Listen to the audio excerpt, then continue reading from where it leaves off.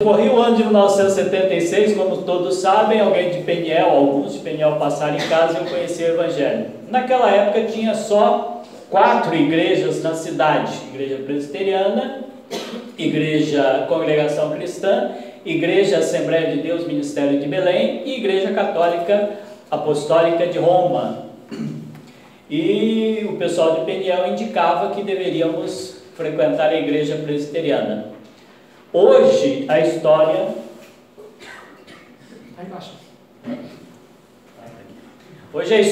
é um pouco diferente.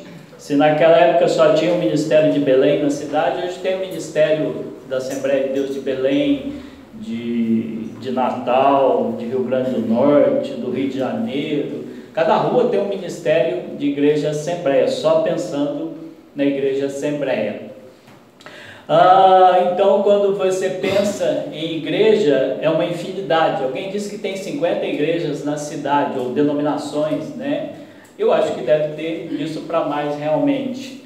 Agora, quando você começa a conversar com as pessoas que hoje são chamados de os evangélicos ou os crentes, aí começam os, digamos assim, absurdos, ou aquilo que é falta de leitura mínima da palavra de Deus. Digo para as pessoas que não é preciso muita coisa, não é preciso muitos recursos para entender o que Deus quer para a nossa vida. Ajuda quando temos um bom pregador igual o pastor Pércio, ajuda quando temos uma boa estante de livros, né? Eu ainda tenho livros em formato de papel, mas tenho muitos também em formato digital. Tem o Google, que ajuda muito, né? Então essas coisas facilitam, mas é possível somente com a Bíblia adquirir grandes conhecimentos e, digamos, se livrar de um monte de bobeira que é falado por aí.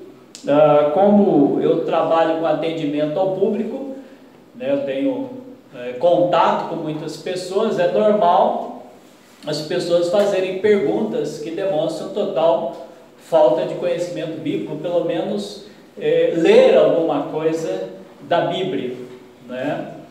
Mas nós, vamos pensar em nós, como crentes em Cristo Jesus, nós temos que nos libertarmos desse, já que eu chego a um consenso aqui, libertarmos desse consenso de dificuldade de entendimento.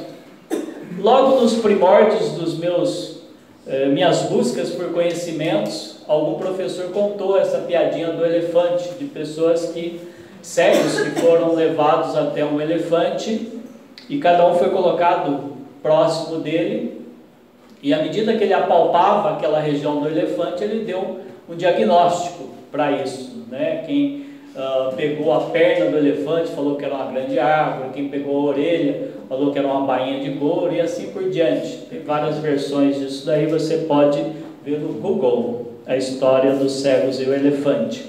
Mas no meio cristão, no meio dos chamados evangélicos, o que nós vemos muitas vezes é isso também. As pessoas, por falta de conhecerem a palavra de Deus, elas acabam dando suas próprias opiniões ou vendendo a opinião que estão ouvindo de pregadores avulsos por aí, seja na internet ou mesmo em algumas outras distribuições, que às vezes passa longe daquilo que é a vontade de Deus ou aquilo que Deus tem como propósito para a nossa vida. E pensando nesse assunto, vou dar uma apostila aqui, é rapidinho, tá? Mas é um livrinho que eu fiz, tá bom? Nós vamos dar uma navegada pela história e pelas páginas, ou por uma página da Bíblia Sagrada. E eu vou começar aqui um pouco de história, pensando na estrela matutina da Reforma. Quando se pensa em Reforma, a primeira ideia da Reforma que vem à nossa mente é de John Wycliffe. Ele é alguém que traz dentro do contexto de igreja daquela época, mais ou menos no ano 1000 e alguma coisa, algum movimento em prol daquilo que se tornaria depois a Reforma.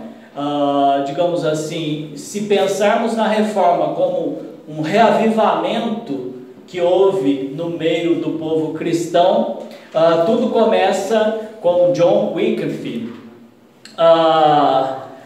Mas lembre-se, reavivamento que nós vamos falar aqui, ele só acontece no meio de crentes. É impossível ter um reavivamento no meio de incrédulos. Então só pessoas crentes conseguem se reavivar diante de Deus. Pessoas que passaram por um processo de afastamento daquilo que Deus deixou como ensinamento nas suas palavras, seja por negligência própria ou por influência externas. À medida que vai passando o tempo, há muito contexto mundano que vem para dentro da nossa vida e nós começamos a aceitar, se não totalmente no início, depois de algum tempo nós começamos a ir absorvendo alguma coisa e começamos a criar um estilo nosso de dominar a fé cristã, diferente daquilo que Deus quer.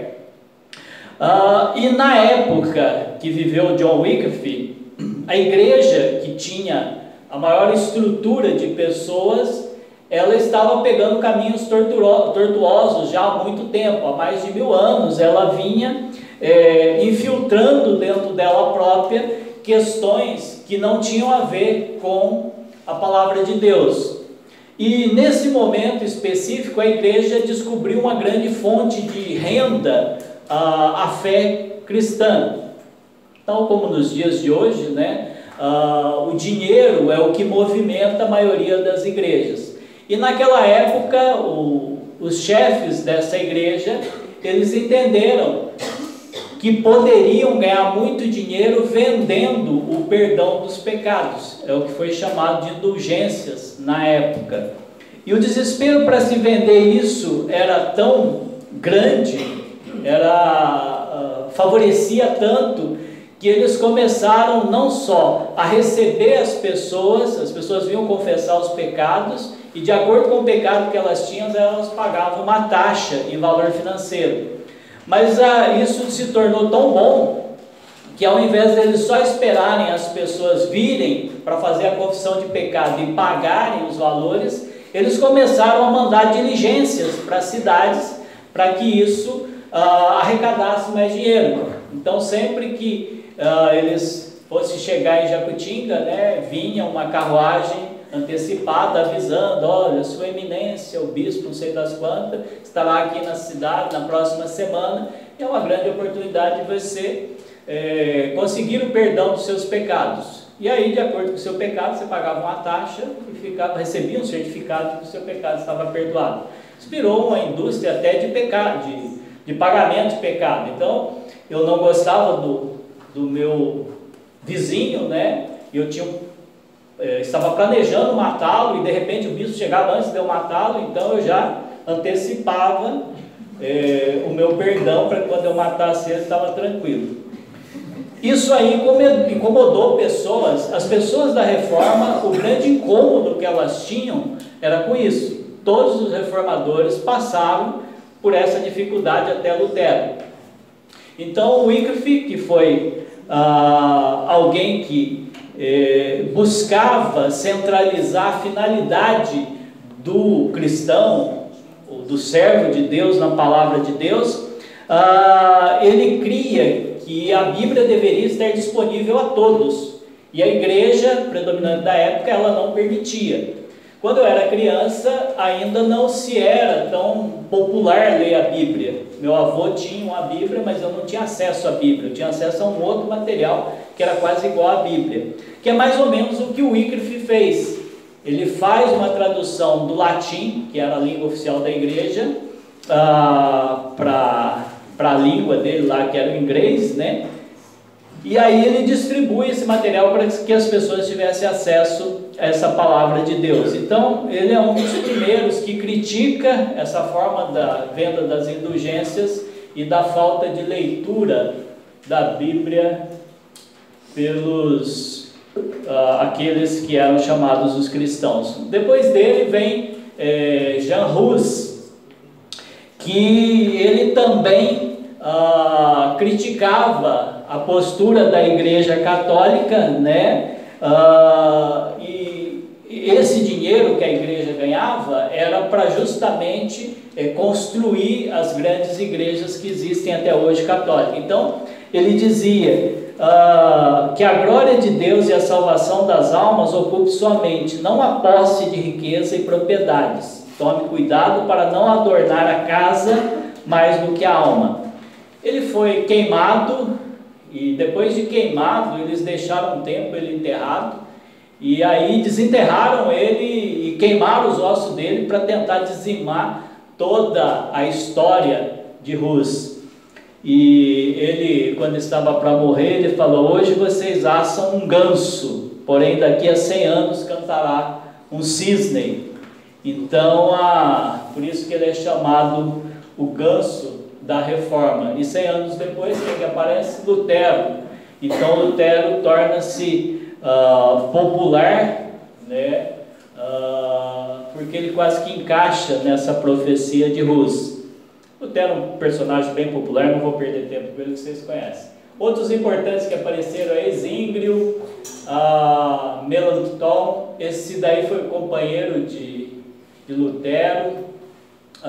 Depois veio Calvino, veio também Knox, e veio Wesley. Então todos esses foram pessoas importantes que buscaram na palavra de Deus uma forma de reestruturar a vida das pessoas, e quando chega depois de Lutero, isso é possível.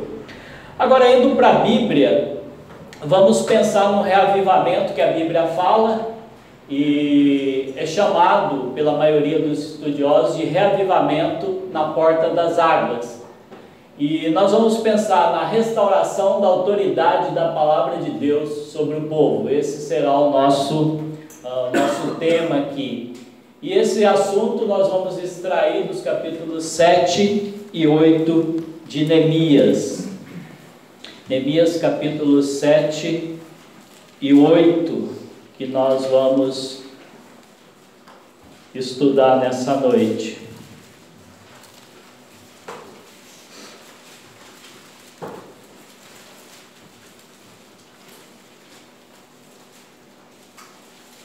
O livro de Neemias, ele tem um contexto posterior ao julgamento de Deus sobre o povo judeu. O povo judeu perdeu o privilégio, digamos assim, diante de Deus por desobediência e idolatria, foi mandado para o cativeiro, e na época de Neemias eles começam a retornar para a sua terra. Um pouco antes, com Esdras, né, vem 2 grupos, e aí Neemias, aquela história bem conhecida, que ele está lá servindo o rei, e o irmão dele vai visitá-lo, ele pergunta: e aí, como é que está Jerusalém?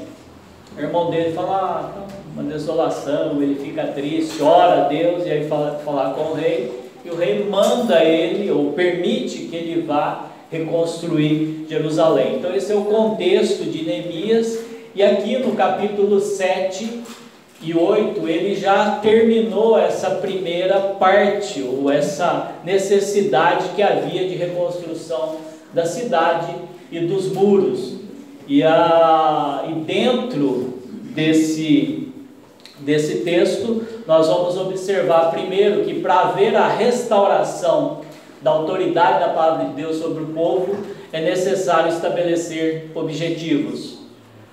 Todos nós podemos trazer uma restauração dentro daquilo que nós achamos que está nos incomodando no meio cristão. Então, quando nós olhamos para esse monte de denominação, olhamos para esse monte de pessoas que se dizem cristãs, evangélicas, e vemos o que elas acabam acreditando ou carregando para si, nós podemos de alguma forma, às vezes até mudar esse contexto.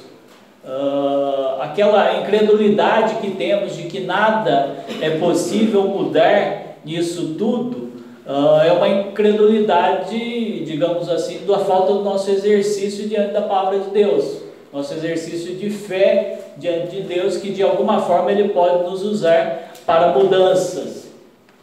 Então, estabelecendo os objetivos, pensando na forma como Neemias fez no capítulo 7, nós vemos no versículo 1, que o primeiro objetivo de Neemias, quando ele sai lá do palácio do rei, era fazer a proteção imediata da cidade. Versículo 1 fala: ora, uma vez reedificado o muro e assentadas as portas, estabelecidos os porteiros e cantores e os levitas,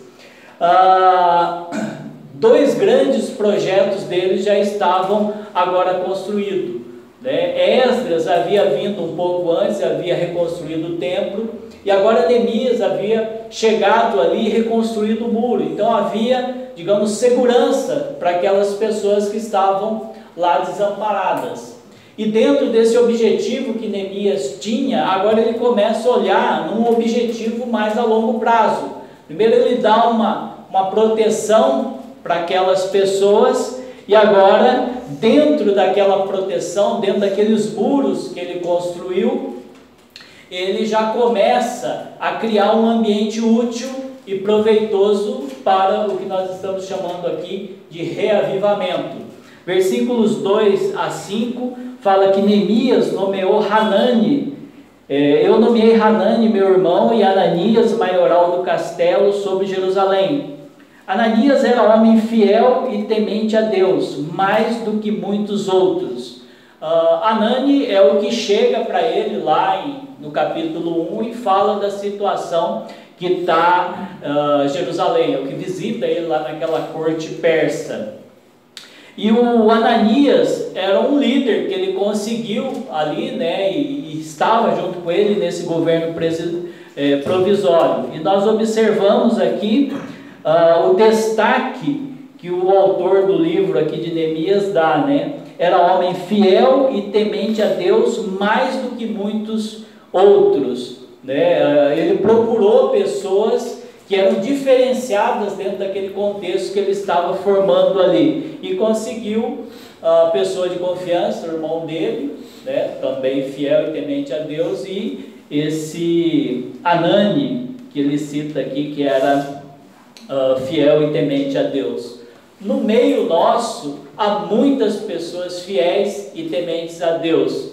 Nós podemos contar com essas pessoas. Eu tenho experiência de irmãos que me acompanham na fé há muito tempo, estão aqui no meio junto comigo, que são pilastras que me ajudam na fé cristã. Nos momentos que, digamos assim, estive mais próximo de vacilar em minhas ideias cristãs, esses irmãos me fortaleceram.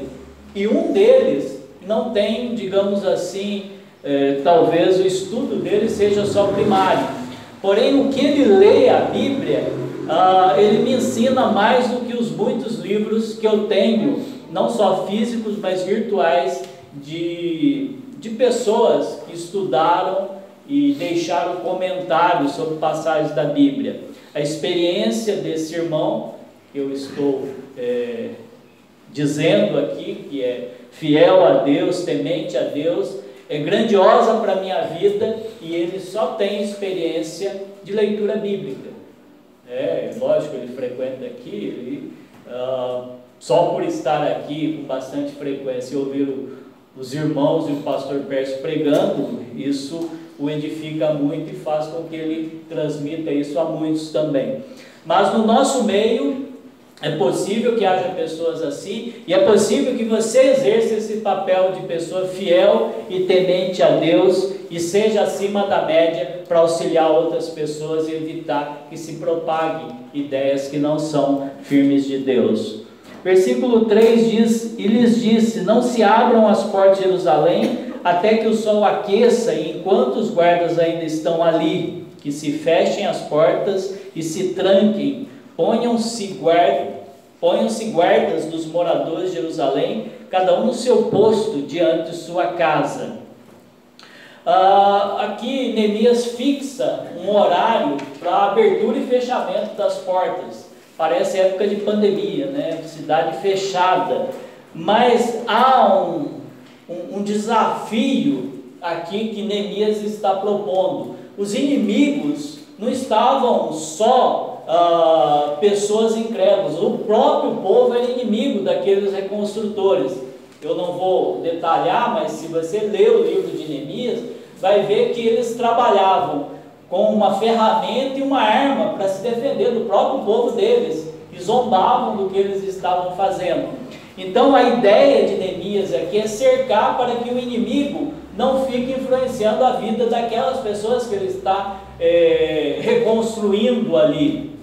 Bom exemplo para nós também, cercar a nossa vida com oração e palavra de Deus para evitar que as influências externas venham nos prejudicar no dia a dia. Satanás, ele vive ao nosso derredor, a Bíblia é clara em dizer isso, e se nós não nos fecharmos com a oração e prática da palavra de Deus, nós ficamos suscetíveis a receber esses ataques, e rapidamente nós também nem seremos fiéis e tementes a Deus, seremos fracassados e às vezes propagadores daquilo que é contrário na palavra de Deus.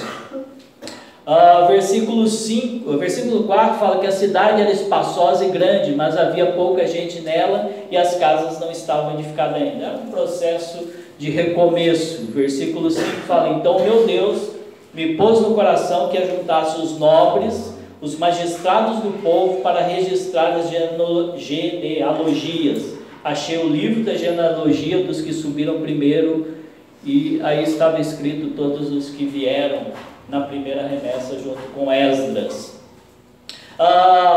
Neemias tinha diante de si o desafio de repovoar aquela cidade e colocar as coisas em ordens, inclusive as finanças, porque aqui fala no versículo 5 que ele vai atrás dos nobres e os magistrados, o pessoal que tinha o melhor poder aquisitivo, para que ajudasse ele na reconstrução daquela cidade. Pensando em termos de igreja, é necessário também a participação de pessoas auxiliando o ministério, para que ele também tenha um bom resultado.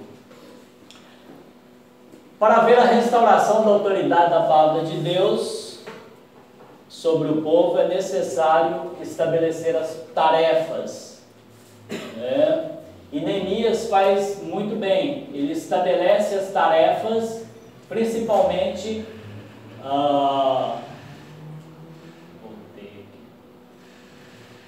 para os mais experientes. Agora nós vamos para o capítulo 8, versículos 1 a 5, e nós vamos ver a forma como Neemias distribui tarefas para esses que ele considera os mais experientes.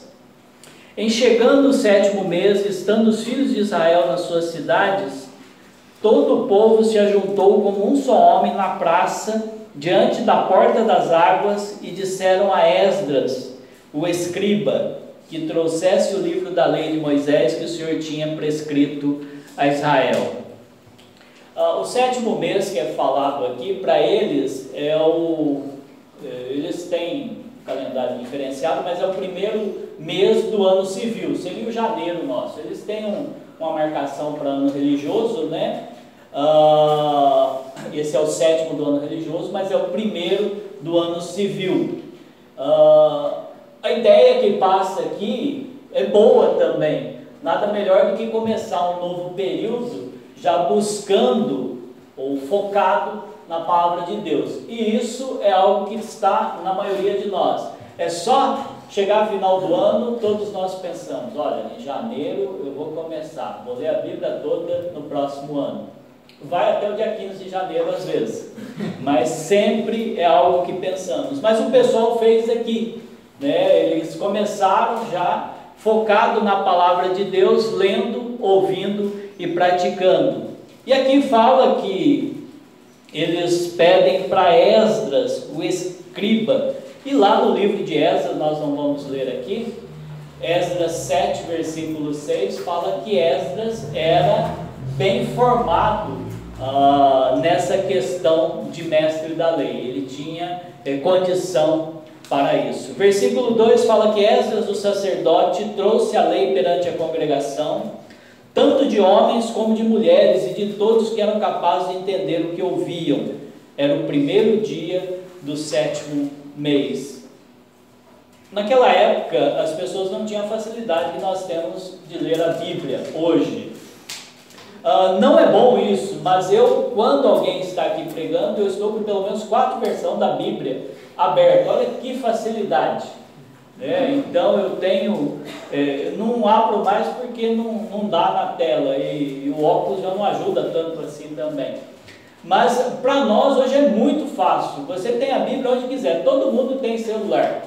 Até aqueles que há 2 meses atrás estavam com dificuldades com o celular, porque só preciso fazer ligação. Eu tenho 3 amigos na faixa dos 80 anos que entraram para o mundo do WhatsApp. Para ser exato, depois que o Adão Fernandes morreu. Vocês sabem, Adão Fernandes, um senhor bem rico na cidade, que o gado atacou ele morreu ali na estrada da munição. Então aí 2 desses foram os filhos que obrigaram a ter o WhatsApp. Você fica andando por meio de bicho, aí vai acontecer alguma coisa, pelo menos você liga, né? Então tá diminuindo muito pessoas que não têm acesso a um celular do tipo smartphone. E no smartphone você tem a Bíblia que você quiser, né? E de graça, tá? Você pode comprar uma Bíblia, mas tem um monte de aplicativo de Bíblia de graça. Tá? E você não vai estar fazendo pirataria, porque os caras estão vendendo produto. Às vezes ganha uma propaganda lá e tal, mas você assiste no YouTube lá e tem que esperar 1 minuto aquela propaganda lá às vezes. Então ler a Bíblia com propaganda aí não é problema. Mas a Bíblia que eu tenho tem um monte de versão e não tem propaganda. Acredite nisso, e tem um monte de comentário nela também. Tá? Se alguém quiser, pode falar que eu mostro o aplicativo ali.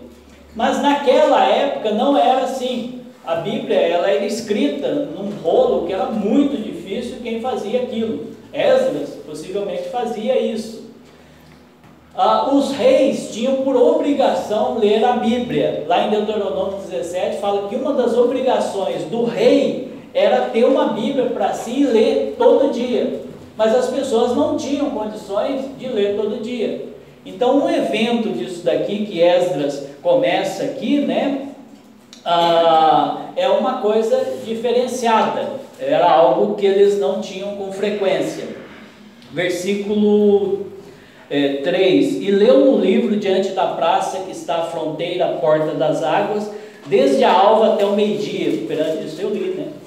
Versículo 4: Esdras, o escriba, estava num púlpito de madeira que fizeram para aquele fim. Estava em pé junto a ele, à sua direita, Matitias, Sema, Anaías, Urias, Ilquias e Maazéias, e à sua esquerda, Pedaías, Misael, Malquias, Azum, Asbadana, Zacarias e Mesulão.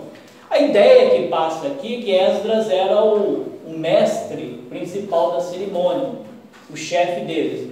Mas imagina um cara lendo Bíblia de manhã até a hora do almoço, né? Tem que ter um fôlego bruto, né, para aguentar isso. Então, a impressão que dá é que a cada tempo, um desses acabava fazendo leitura de um pedaço das Escrituras.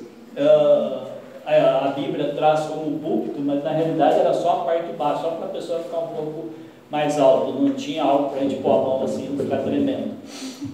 Mas o que me chama a atenção nesse versículo também é que há uma quebra de paradigma, como diziam alguns pregadores dos anos 90. Aqui tem 13 pessoas e não 12, na Bíblia geralmente é tudo 12, um de cada tribo, né?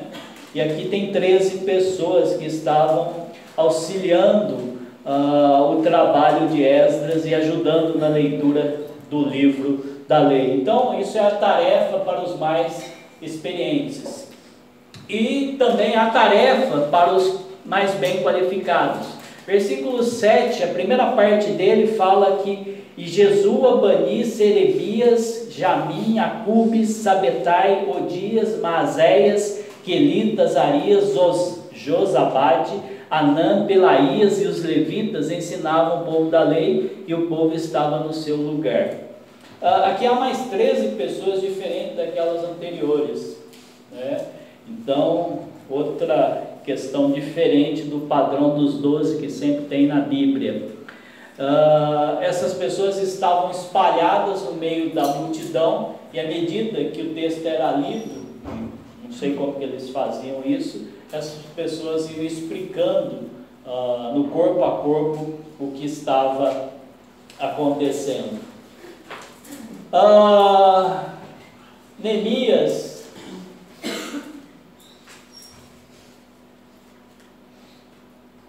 esse negócio aqui já está avantajado em dias. Muda aí para mim. Para haver a restauração da autoridade da palavra de Deus sobre o povo, é necessário estabelecer as verdades. Neemias 8, versículo 8, ele vai estabelecer a verdade.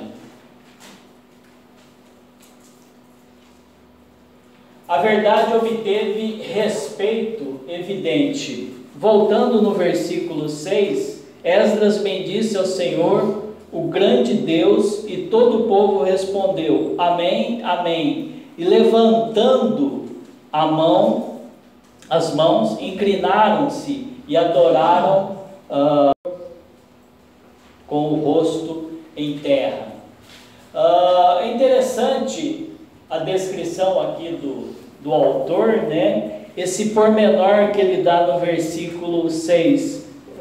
Talvez Esdras, bendizendo ao Senhor, seja uma oração, e o povo entendendo esse contexto que Esdras estava trazendo, não só da leitura da palavra, mas da oração que ele fazia, e esse povo já começa a reconhecer e a respeitar esse Deus que é apresentado. Só para que não pareça que esse povo já tinha muita informação, eles saíram, eles já haviam abandonado a Deus, eles saem da onde eles moravam, vão morar numa terra diferente, e Deus faz com que eles se misturem com aquele povo. Então eles perdem todo o temor e conhecimento que eles tinham a Deus. Eles são pessoas que, digamos, estão muito distante do que os pais deles conheceram. Se os pais deles já esqueciam rapidamente o que Deus fazia, esse povo aqui não tinha ideia de quem era Deus. Eles haviam perdido todo aquele temor e conhecimento que havia entre o povo judeu em relação a Deus. Haviam pessoas, porque o próprio Neemias acha pessoas assim, que ainda mantinham isso, mas em sua maioria eles estavam muito longe de Deus. Quando eu comecei falando da época que nós vivemos e os chamados cristãos, é que à medida que isso vai influenciando o nosso contexto, vai fazendo com que surjam cristãos cada vez mais modernos em seus entendimentos de Deus, ou seja, cada vez mais afastado. E isso, geração após geração, vem uma geração pior. E é o que estava acontecendo com eles. Então, quando eles estão ouvindo esse assunto lá, eles estão tendo quase que um conhecimento primário. Então, eles reconhecem Deus de uma forma muito grandiosa. A verdade proclamada através das Escrituras. Versículo 7, na parte B que eu já li, e o povo ensinavam o povo da lei, e o povo estava no seu lugar. Os sacerdotes, essas pessoas escolhidas, possivelmente eram levitas, né? Tinham papéis de sacerdote, e eles tinham o papel de ensinar os filhos de Israel todos os estatutos ordenados pelo Senhor. E é isso que eles estão fazendo, e é isso que o povo está reconhecendo e colocando em prática em suas vidas. A verdade foi explicada a fim de que todos os ouvintes entendessem. Versículos 8 a 12, eu vou pedir para alguns irmãos lerem, vou dar uma de descansador aqui. Eu vou começar pela Val, pedir para ela ler o versículo 8. E leram no livro, na lei de Deus, declarando e explicando o sentido, faziam que lendo se entendesse. Eu ia pedir para o Jonas ler esse, né, que eu vou usar ele como exemplo, mas eu usei a esposa dele. Uma boa leitura já é meio caminho andado. Se vocês observaram o Jonas fazendo a abertura aqui, ele consegue ler em negrito, né? Porque quando a gente vai mandar alguma informação, a gente põe lá em negrito, porque a gente quer destacar, né? Mas ele, quando ele está lendo, né, e foi lhe dado vida, então quer dizer, ele põe em negrito e lê. Então uma boa leitura ajuda a um entendimento do texto que facilita e muito. Então a lei foi lida, foi explicada, possivelmente ela foi traduzida do original dela, que era o hebraico, para o aramaico, que é a língua que eles já estão falando. Eles perderam, como eu disse, eles foram e perderam aquele contexto de Deus que eles tinham. Eles já não tinham mais aquela língua. O hebraico era uma língua dos pais deles, então a maioria talvez já não entendesse e eles estavam traduzindo. É a língua da época de Jesus. Esse contexto aqui de Neemias é o último que Deus fala com o povo. Depois vai ter aí os próximos anos, uns 400 anos de silêncio profético, e depois vem João Batista.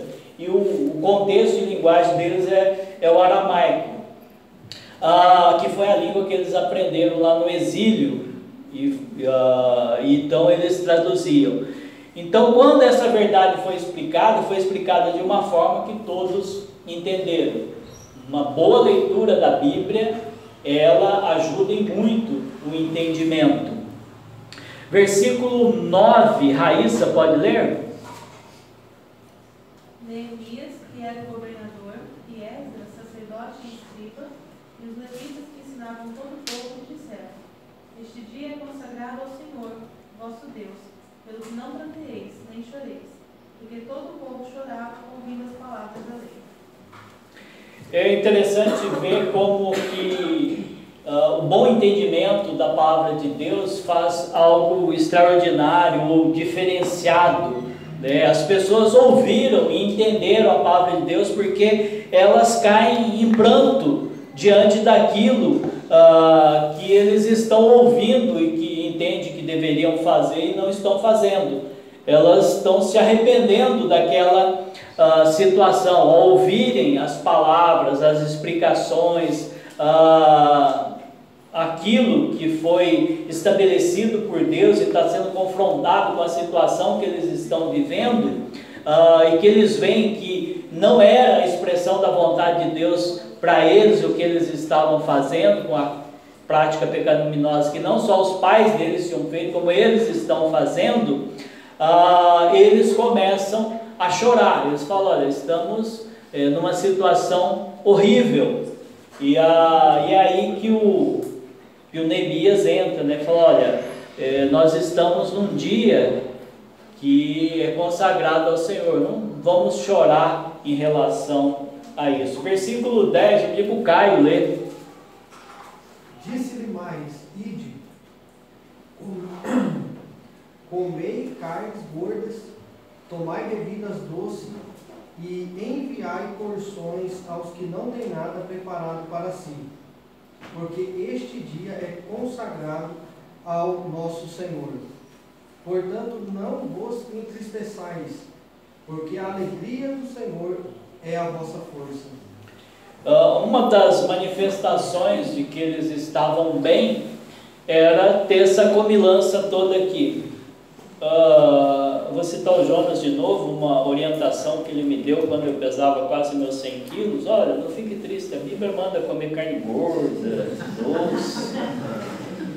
Então eu me apoiava nisso daqui, mas as doenças me limitaram. Esse versículo já não vejo com tristeza, apesar de, porque a alegria do Senhor é a vossa força. Mas é uma comemoração do que Deus está fazendo na vida deles. Deus está chamando eles ao arrependimento, eles estão entendendo isso, estão chorando. E Neemias fala: vocês entenderam, parem de chorar, façam uma vida nova e comecem regozijando, porque vocês sabem o Deus que vocês têm. Então, celebre esse momento, e a forma que eles celebravam era com festa. Versículo 11, eu vou pedir para o João Marcos ler. Os levitas também acalmaram o povo, dizendo: aquietem-se, não fiquem tristes, hoje é um dia santo. Versículo 12, eu pedi para o Jonas ler. Então todo o povo se foi a comer, a beber, a enviar porções e a regozijar-se grandemente, porque tinham entendido as palavras que lhes foram explicadas. Então, aqueles levitas, né, aqueles últimos 13 que estavam no meio do povo, Esdras, Neemias, aqueles 13 que ajudaram na leitura, depois dessa leitura, eles finalizam esse dia memorável, mudando aquela situação de pranto, de tristeza, por reconhecimento da verdade que era ouvido, e o povo sai para festejar.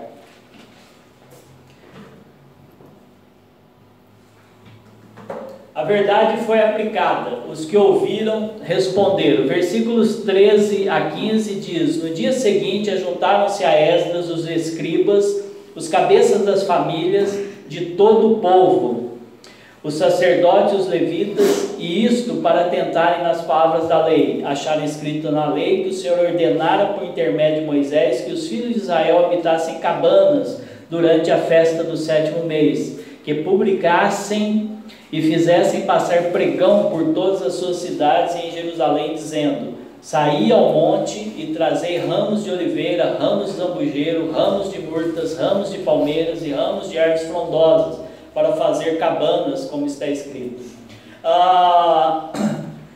Eles entenderam o que eles tinham que fazer também. Não só entenderam o que Deus queria deles, mas entenderam que nessa época tinha algo que eles deveriam fazer para Deus que eles não estavam fazendo, que é essa festa dos tabernáculos, que eles tinham que sair lá para o mato e catar esse monte de folha de árvore aqui, né, e fazer as suas cabanas e morar nelas. Versículo 16 diz: saiu pois o povo, trouxeram os ramos e fizeram para si cabanas, cada um no seu terraço e nos seus pátios, nos átrios da casa de Deus, e na praça da porta das águas, e na praça da porta de Efraim.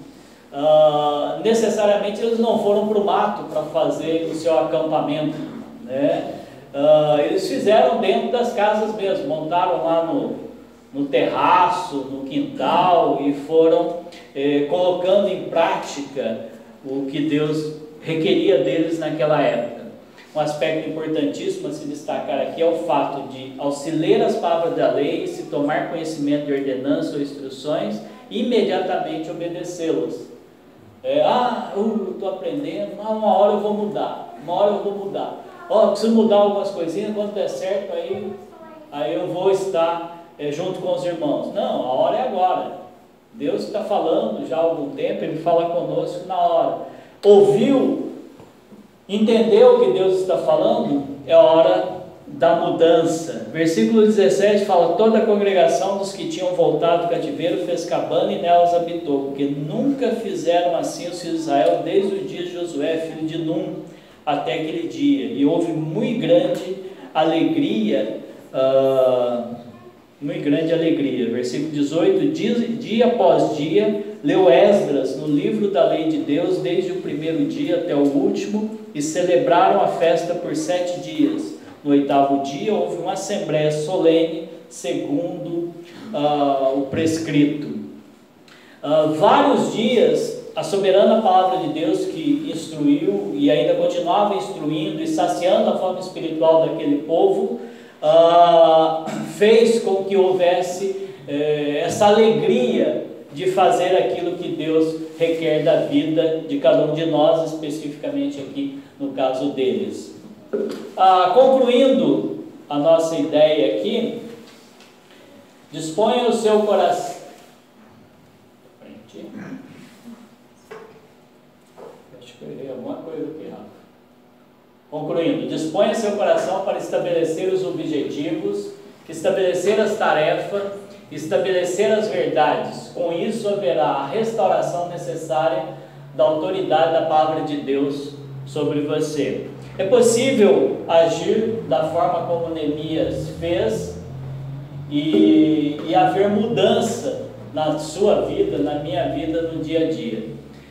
Algo interessante que nós podemos ver na vida de Neemias é que ele foi altruísta.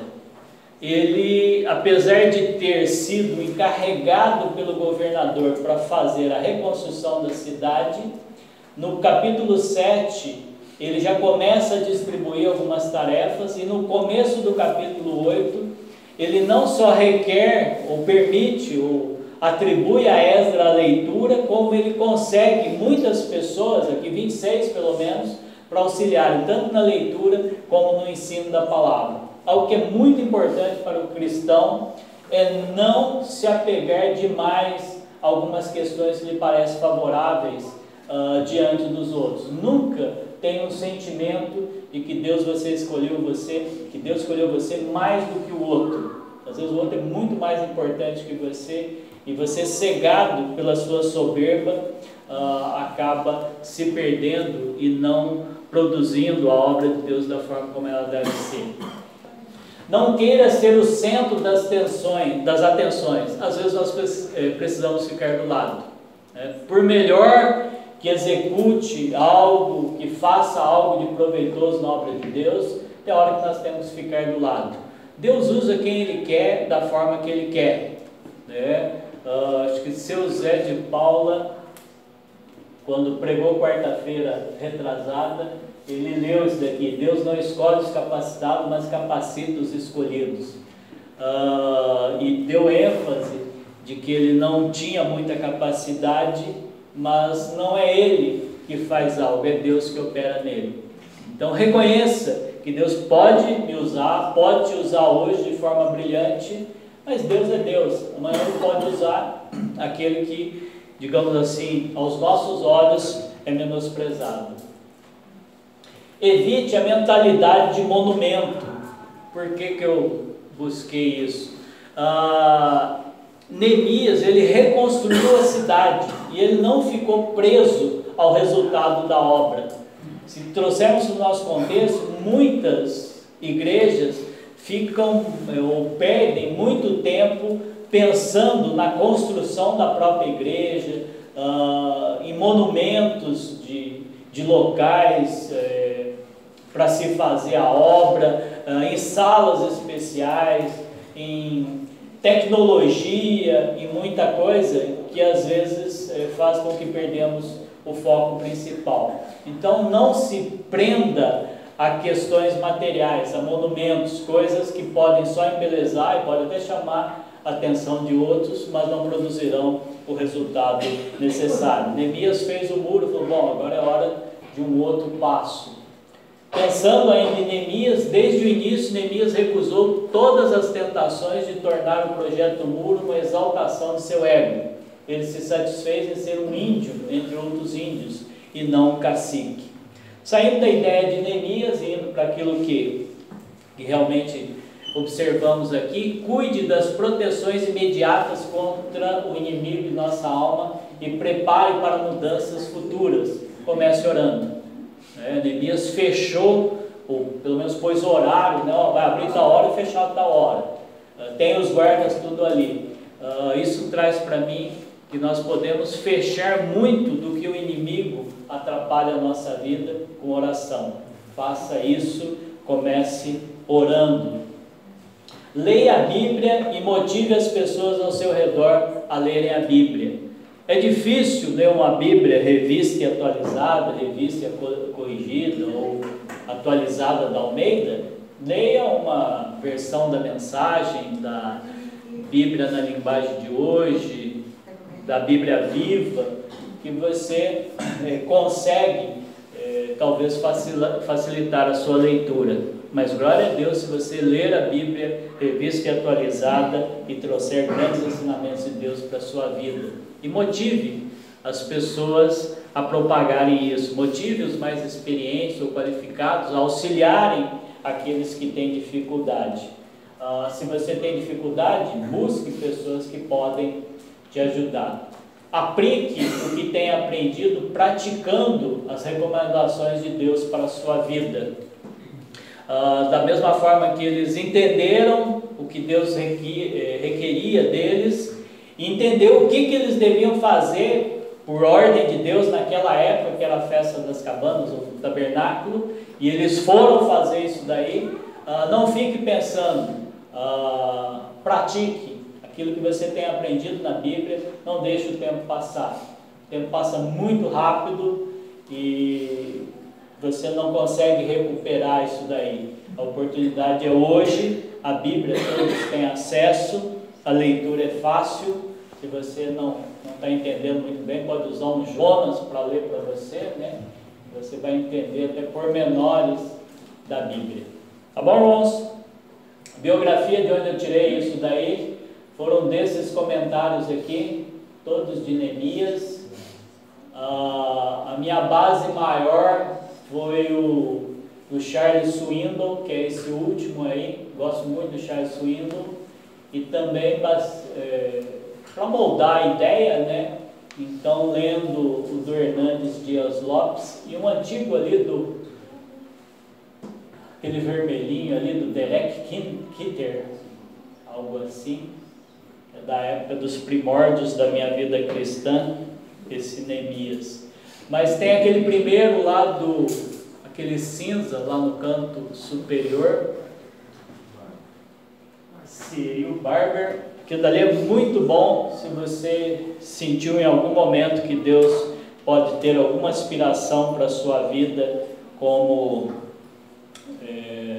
líder, né, você tem que ler a história de Neemias reconstruindo a cidade naquele do Cyril Barber. Tá bom, irmãos? Muito obrigado pela atenção de vocês, que Deus dê uma semana bem produtiva. Nós vamos orar. Senhor, nós somos gratos porque no contexto de Neemias nós vimos formas como a Tua palavra foi resgatada, foi lida e foi assimilada por aquele pessoal que estava voltando do exílio e estava totalmente descaracterizado de um povo chamado seu, que é o povo judeu. Faz da nossa vida também pessoas que busque na oração a proteção diária na nossa vida, busque na leitura da palavra o conhecimento e entendimento do que o Senhor quer para a nossa vida, e que a nossa prática, ó Deus, possa resgatar pessoas e fazer com que tenham pessoas sinceras trabalhando e aplicando a Tua palavra no dia a dia. Obrigado também, ó Deus, mais uma vez pela proteção que o Senhor deu ao nosso pastor e à Tânia, mesmo sendo, segundo o relato, algo terrível, o Senhor os protegeu e apenas algumas lesões, e nos dá o privilégio de tê-los por mais um tempo conosco. Obrigado por isso, ó Deus, em nome de Jesus, amém.